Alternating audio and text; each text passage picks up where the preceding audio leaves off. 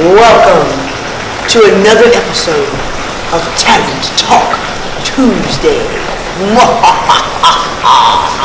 That's my spooky voice, guys. You're not going to believe what we're doing today. You're not going to believe where we are and what we're doing. I'm so happy to have you here. Thank you, everyone, for joining us. First off, I always say this, guys, and I know you already know this, but I'm going to tell you again, because I want you to know what we stand for and why we do what we do, right? Talent Life Management. That's my company. That's my baby, right? And what we want to do is we want to help individuals incorporate their talent into their life and help them to manage that in a positive, productive manner. So basically, I want you to be able to make funds, to fund your family, to help your life with your talent. That's what it was given to you for. So Talent Talk Tuesday, we interview all types of different talents, guys. A talent can be anything. It's your skill, it's what you do well. So today with me, I'm going to call you Mr. Ed, because it sounds funny. But you're going to tell us about you. Yeah, you're going to tell us about you and a little bit about your background, okay? And that's what we want to start with that. We're going to talk about, I know you have some film industry experience. I know that you're an excellent electrician. And I know that you have a lot of skills going on. So we're going to start with just telling us a little bit. First off, are you from this area? That's what I want to start with. Are you from Shreveport area? I grew up in Shreveport. I lived in Fort Lauderdale for about 13 years, and also had an apartment, kept an apartment, did into the film business down in New Orleans for about 3 years. So I've kind of been around. Okay, so you're from here, but you moved around and you travel with your work. Travel with my work, Right. and travel with pleasure. Travel with the band for a number of years. Right. A couple of different bands. Got to see a lot of the country, and made the great escape from Shreveport. Right, guys. Also, he's a bassist, guys. He plays the bass. So he's been with a number of bands. This is a multi-talented guy. He's been with a number of bands. I want you to first off tell us about the band. How cool. I thought that was the coolest story ever. Like, Which one? The first one, like when y'all first started out and you first were just going. Gosh, yeah. Yeah, I mean, how cool. You guys were just so cool. It was just Well, at that time, we were hoping to play Humphrey's down in the square, which is next door to Chicago, and we actually got a job there, and hoping some ex-girlfriend or something would come along and see crowds of women flocking to us, because now we were rock stars. right. Of course, we said that with a little bit of humor. Never serious about that part of it, but And what was the name of your band? that was the Kingpin. That was the Kingpins, Yeah. right? That's several write-ups, guys, in the paper.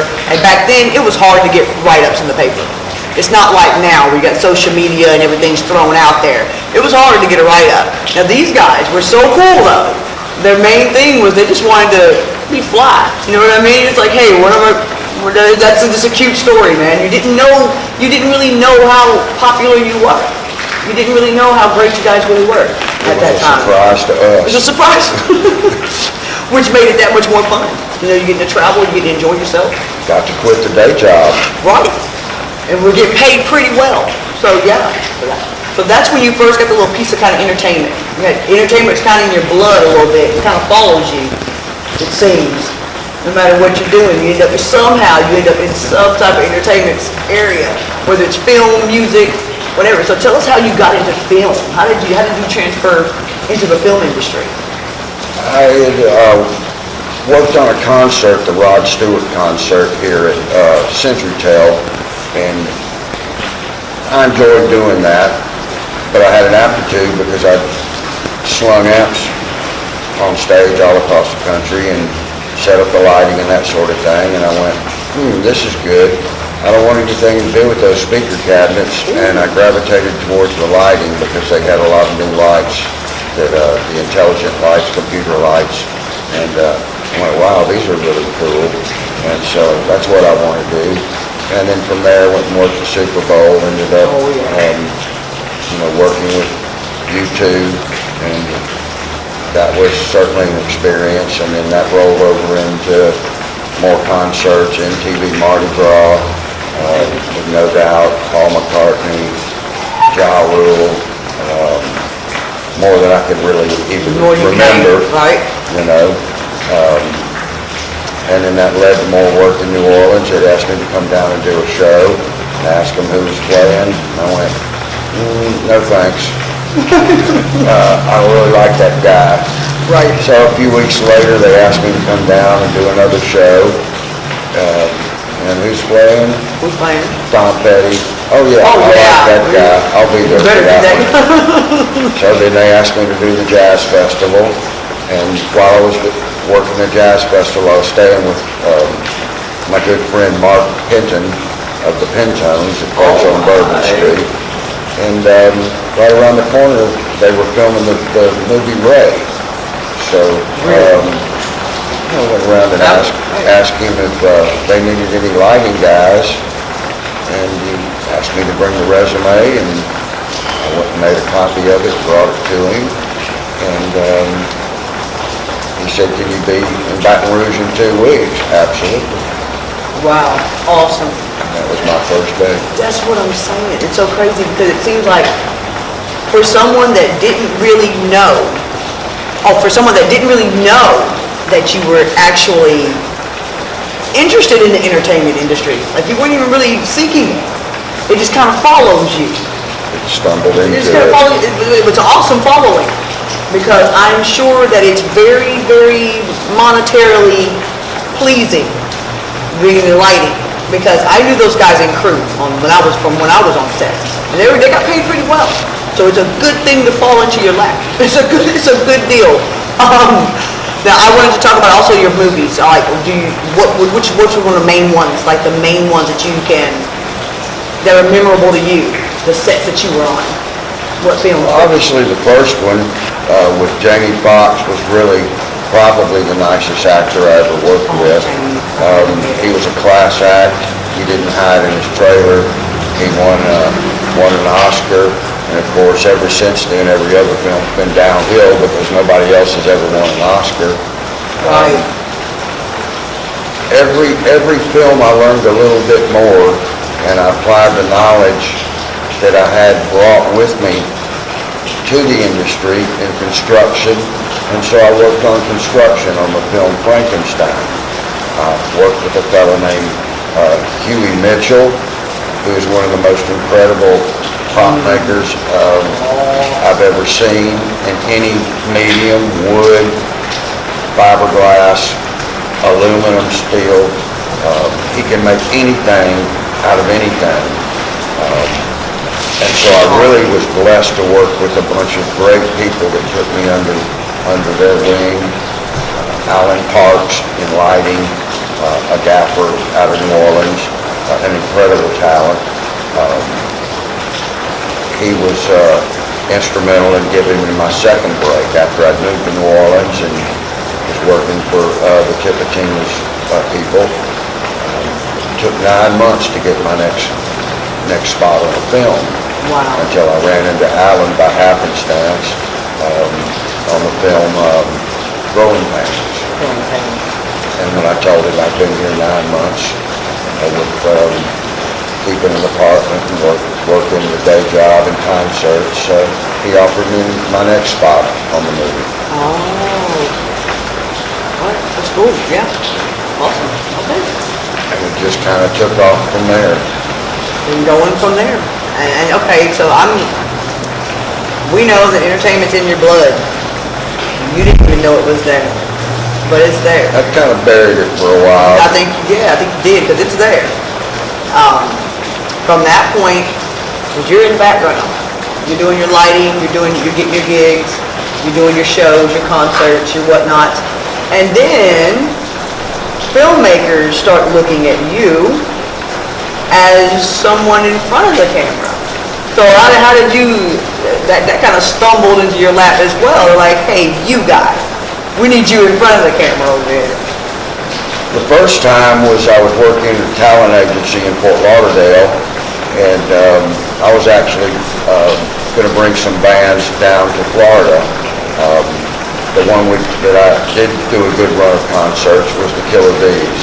Living So we Youth. had them in Miami, Fort Lauderdale, and West Palm Beach. But after that, that kind of fizzled out. The talent agent, I believe it was either Porky's or Police Academy or or one of those films, that kept asking me to work in them, and I didn't really have any interest. I told him, now, Miami Vice comes up again, I'll do that Oh, one. cool. But I felt sorry for the guy one day. He had like 100 extras for this show called Screwball Hotel, and finally he broke. I felt sorry for him, sitting there banging the phone all day to try to round up the troops, and he was tired at the end of the day. And okay, Scott, I'll go work on Screwball Hotel, and that kind of got my little start. And I actually went to the back of the room, just sitting there, staying out of the way, keeping quiet. And then the next thing you know, the first A&E's looking for you, and I'm thinking I'm in trouble. What did I do? I've just been sitting here the whole time. No, he wants you up here. He wants to put you in this shot. And I go, okay.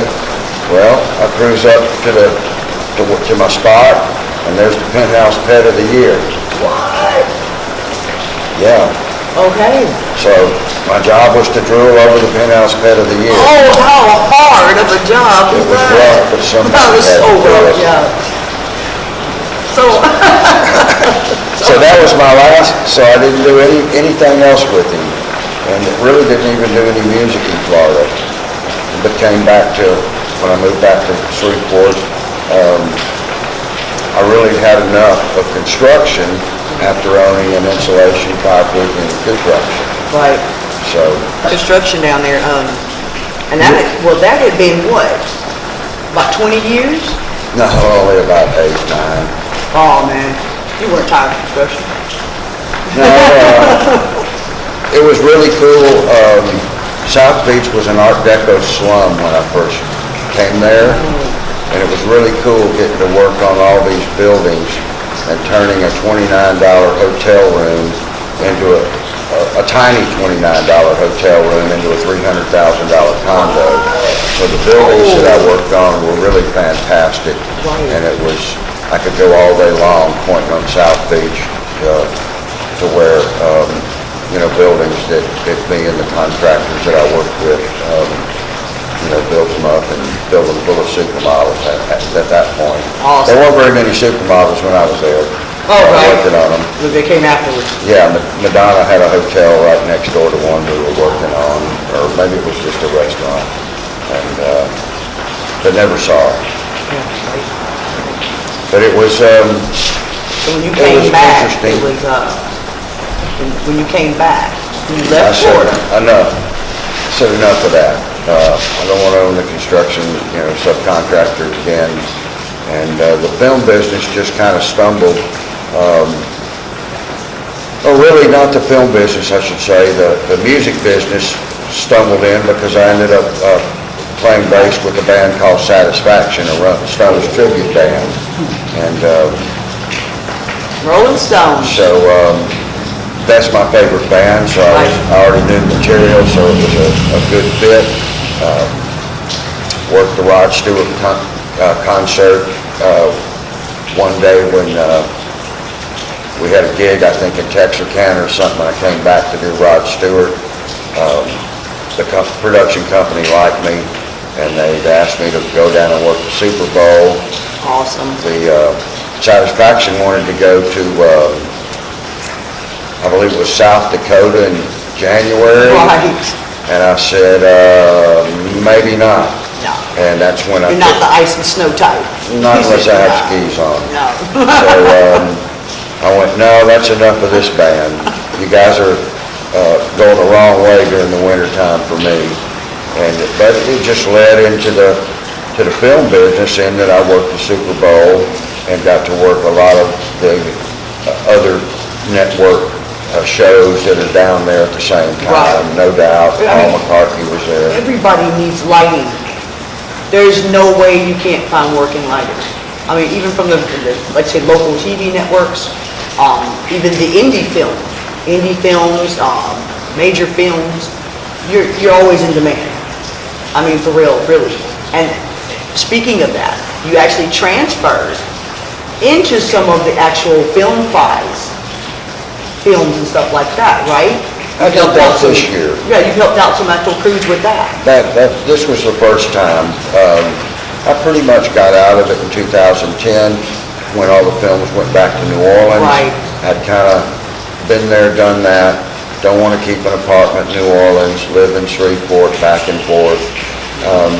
I decided, my time's more valuable here, working on a house that I bought, and I said I just don't want to do that again, so I got out of it for a number of years. Right. The first time I got back into the film, and was the first independent film I worked on, was called One Buck. $1. And a French girl called and said they needed a movie crew. And it took me about 3 times to, what? We need the... We need the movies and shoes. We need the PAs, we need the grips, we need the, and I'm kind of, what? And then I just went, oh Lord, these people, they've come all the way here from France. They need an entire movie crew. And I thought, well, there's not many people that have a little black book like I do of names of the crews, which I've kept up with a lot of the people. Right. So I said, yeah, I'll help you. And the next thing you know, I'm helping them. Right. Juggling that with the day job, working on the nights and weekends with them, getting them all kind of actors, movie picture cars, locations, You're in production. props. It just kind of never stopped. You're production assistant. And we got to be where, the guys kind of counted on me to pop out of the hat whatever they needed, and fortunately for them, was pretty much able to do it. Right. There was one thing I had a little trouble get, but we won't get it legal. But It's all legal. there was one cast member I had a little trouble procuring for them, but I ended up finding them, that particular individual. Right. That was kind of a funny part of it.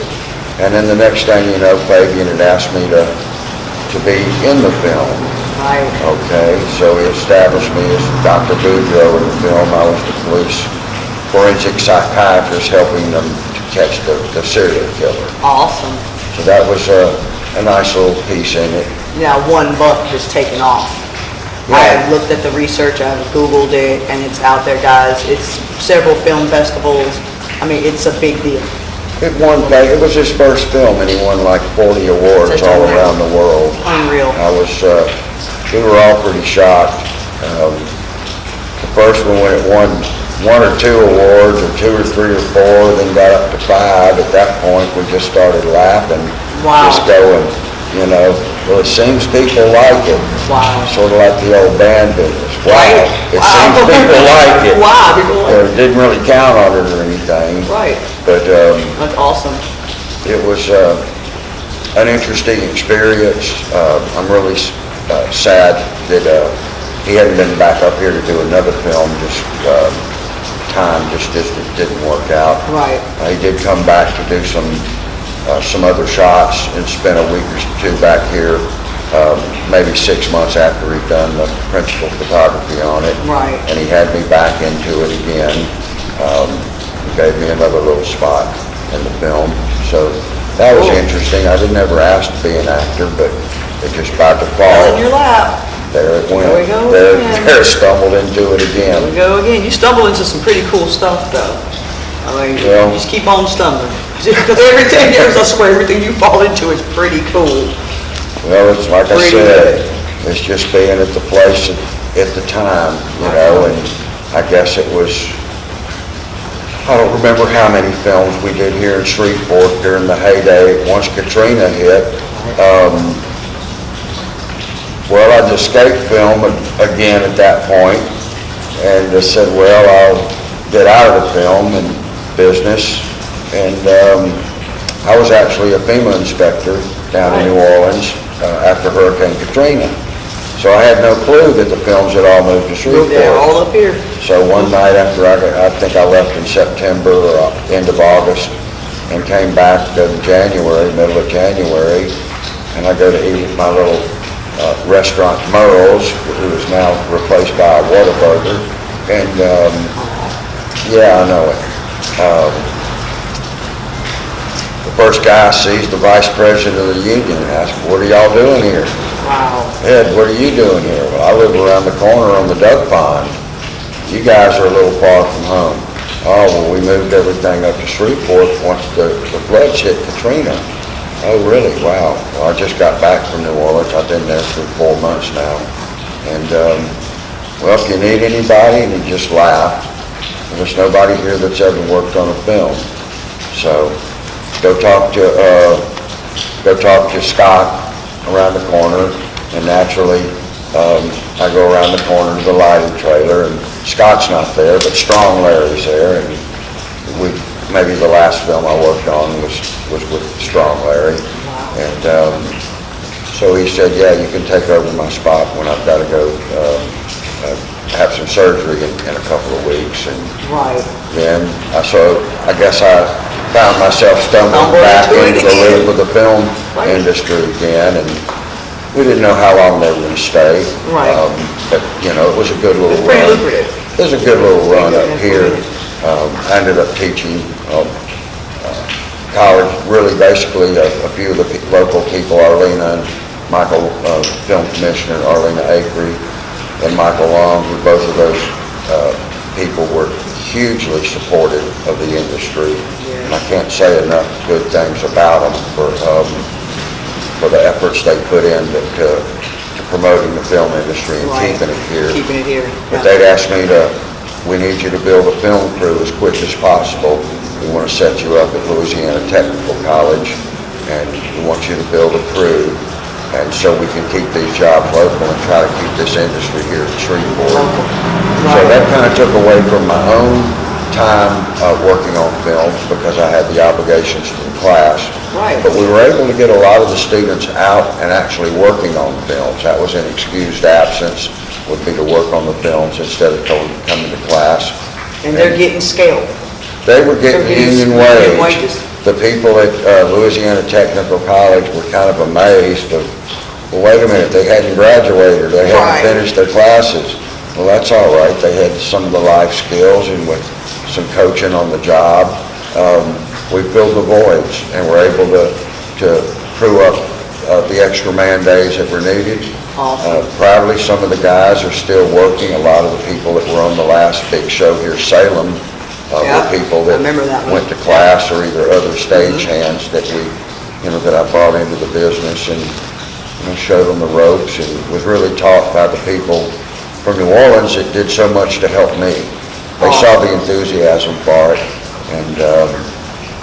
and that's was really one of the main things, was the attitude Right. of the business. Right. Awesome. It's coming back. It's coming back. So get ready to fall into it again. So there's a lot going on right now with the film industry and everything, but we won't get into that details. Y'all see what's coming. So, but we have talked about, I think, everything that we need to as far as your past. Now we're going to talk about the present and why Miss Talita with Talent Life Management is sitting here next to this creepy guy with no head. So, well, what's this about? Like, what do you got going on now? All right, our little headless wonder there. Well, Bernie, the building we're sitting in is owned by a fellow named Robert Miller, and he's he'd asked me about doing a haunted house in the building. And at that point, I told him, "I think you waited a little bit too close to Halloween to be able to pull this one off." And the next thing you know, we had a series of hurricanes in Houston, Florida, and Puerto Rico.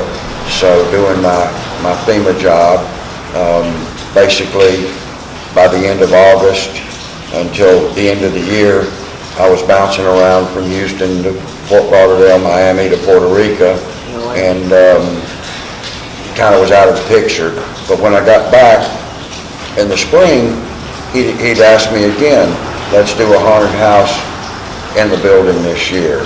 Why At not? that point, I said, that sounds like a good idea. So we got busy and got the permits. Can't say enough again about the help Arlena Akery gave us. Awesome. She set up meetings with the heads of the various departments in the city, building departments. We got our permits. And we haven't started construction yet, but basically we got the building permit. We'll have the electricity coming day after tomorrow. They're going to start doing the electric. Okay. And as soon as we get the electric, we'll start building the interior build-out of this building. Awesome. So we're planning on, oh, you guys know I'm in it. You already know I'm in it. So I might be one of the little creepy people that jumps out and scares you or grabs you or something. I don't know yet, but I'm definitely involved. Now, this is going to be a run? Is this going to be a yearly type thing that comes every year? Is this going to be just a run? Or how are we going to make that work? This, actually, we wanted a concept different from your typical trick-or-treat place. So we call this La Louisiane House of Voodoo. So we're not going for necessarily maximum blood and guts like some of the places may do. So we're going to try to offer an experience to where we mix the two up. We'll have our zombies, and then we'll have our voodoo people involved here. Once we did, once we get the stuff up and running, I know we're going to do a run of over the Halloween season. Right. But not long ago, for the Louisiana Film Prize, a crew from Dallas, a really incredible bunch of people from Dallas and talented individuals, asked me if they could do a film for the Film Prize and do a scene in the building, which we did. And since we met the people in Dallas, we got to speaking about other things for the building. Right. And so now the Dallas people are wanting to come over here after the Halloween season, and we're going to do a haunted house movie here. A horror movie in the building. Horror movie. So we've got one set up already. It lasts between, I believe we're looking at anywhere from 10 to 20 days of photography in here. We're going to use as many as the actors that we get for the haunted house. Of course, we'll have first shot at being actors in the movie. Awesome. For our zombies and such. So I'm hoping that we can get some good response. We're going to be needing zombies and voodoo queens. So for that. the name. Now there was a name shift. As you were going to call this one thing, and then it's now been changed to, what's the new? Well, we're sticking with La Louisiane House of Voodoo. For the La haunted Louisiane House of Voodoo. Yes. It's a haunted house. That's what Okay. it is, and that's what will be this Halloween season. I believe the 5th Friday, the first Friday of October is when we're going to do that. Right. And fortunately, we've had some interest from some other producers. I've got a meeting with another producer later on this week, and I'm expecting a phone call later on today from the third producer. Okay. That seems to be people have an interest in using the building Right. for 2 additional haunted horror films. Oh, great. Awesome. All right. Okay, now how can people get involved? I mean, if they want to know about whether it's crew, whether it's actors, I know you need several type of people with some skills coming through to be able to help this thing operate. So how can they contact you, or where can they find you? Talent Life Management would be a good place to start. Wasn't expecting that one. But Yeah, that'd be a great place to start. Okay. If that, or if they know me and know me personally, by all means, give me a call and All right.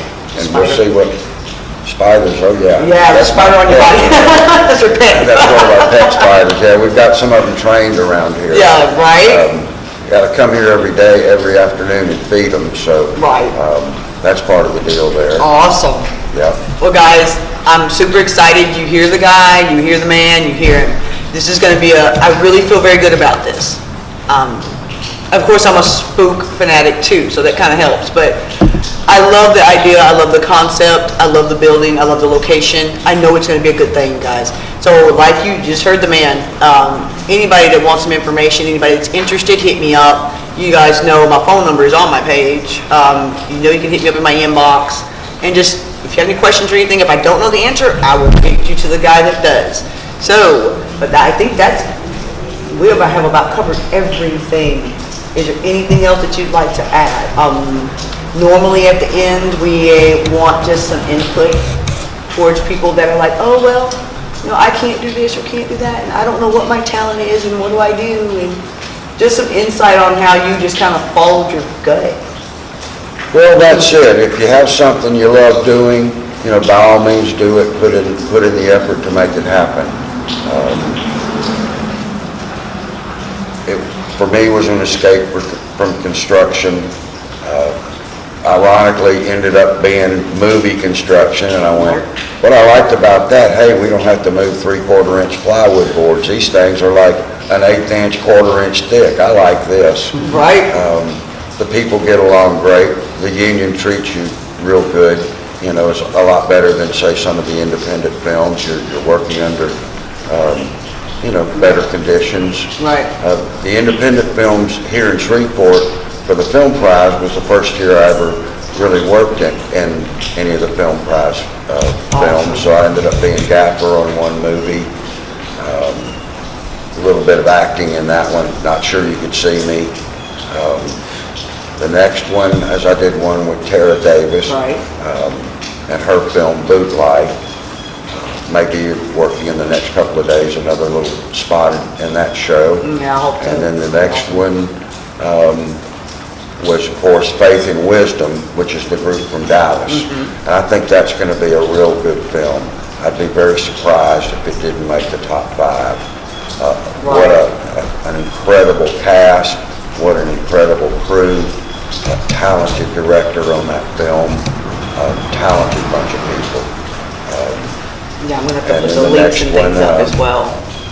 Was Funky Butt, and that's Megan Colvin. So I dusted off the old upright, and we played a Dixieland jazz band in that. Right. So I'm interested to see what the August 10th will be, and see what the turnout is. How we placed in some of these 3 films I've worked in, and wish all of them the best of luck, and glad I got to do some time here in Shreveport with the independent film and the film prize people, and it should be an interesting next few days when they announce the winner. Right. I'm excited for that too. I'm excited. We're going to do an update on some things too, as all of this kind of formulates, as all of it comes along. We're going to come back and do an update. Right now, guys, the building is under construction, you would say, kind of getting redone, kind of getting a new face on it. So we're going to come back through and give you another little shot through later on, if that's okay. Absolutely. Come back and do an update. Well, I appreciate you having me on your program. It's a wonderful thing you're doing. Your enthusiasm for the industry is incredible. If I didn't see it in one of your previous shows, I probably wouldn't be here. But I thought you had a good concept going, and I appreciated the enthusiasm you had for the industry and for the people here. So, thank you for having me. Thank you. It's been a pleasure, dear. My pleasure. Thank you. And we will be back with more of our haunted. Okay, now I'm good. No more for tuning in. We love you, and we'll see you next time.